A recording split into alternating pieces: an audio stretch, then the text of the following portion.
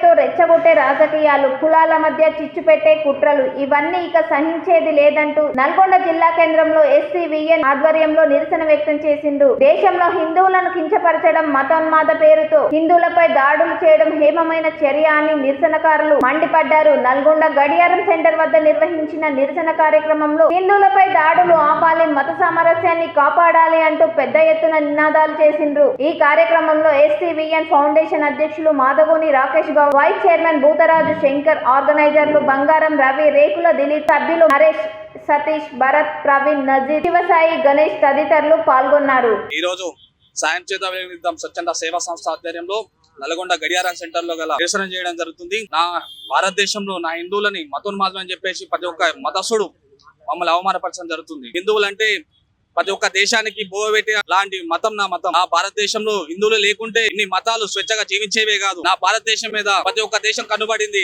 పక్కనున్న దేశాల్లో నా హిందువులని దాడులు జరుగుతున్నాయి. దీపక్ చంద్ర దాస్ అనే యువకుడిని హిందూ మతస్థుడు అని చెప్పేసి అతన్ని క్రూరంగా నడి రోడ్డు మీద ఏ ఒక్క ప్రభుత్వం కూడా దాని మీద సీరియస్ గా కండిషన్ తీసుకోలేదు. ఇప్పటికైనా కళ్ళు తెరిచి ప్రతి ఒక్క హిందువులు మన మతం మీద జరుగుతున్న దాడుల్ని తీవ్రంగా ఖండించాలి. ప్రతి ఒక్క హిందువు మన హిందూ మతాన్ని కాపాడుకోవాలని చెప్పేసి కోరుకుంటున్నాను. కులాల పేరు మీద ఈ కుట్ర రాజకీయాల వల్ల నా హిందూ మతస్థులు ఇప్పటికైనా కళ్ళు తెరిచి ఆ హిందూ మతమే లేకుంటే ఈ కులాలు కూడా ఉండవు ఆలోచించాలని నేను చెప్పేసి కోరుకుంటున్నాను. ఆ హిందూ దేశంలో మళ్ళీ శివాజీలు అదే శంభాజీలు మళ్ళీ పుట్టి నా హిందూ మతాన్ని ఏకం చేయాలి. ఇలాంటి దాడులను ఆ దేశంలో మళ్ళీ జరగకుండా చూడాలని చెప్పేసి ప్రభుత్వం డిమాండ్ చేయడం జరుగుతుంది.